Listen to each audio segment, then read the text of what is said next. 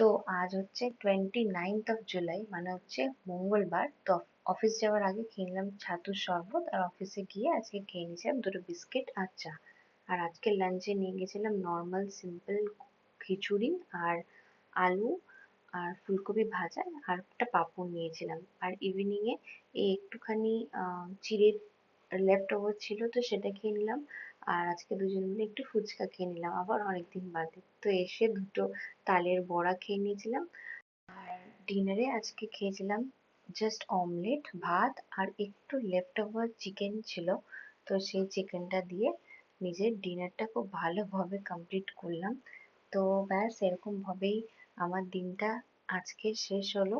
তো চলো বাই, আবার কালকে একটা নতুন what I it in a day নিয়ে হাজির হচ্ছি। ততক্ষণের জন্য ভালো লাগলে অবশ্যই করে সাবস্ক্রাইব করে দিও, আর একটা লাইক করো যাতে আমার ভালো লাগে। চলো বাই।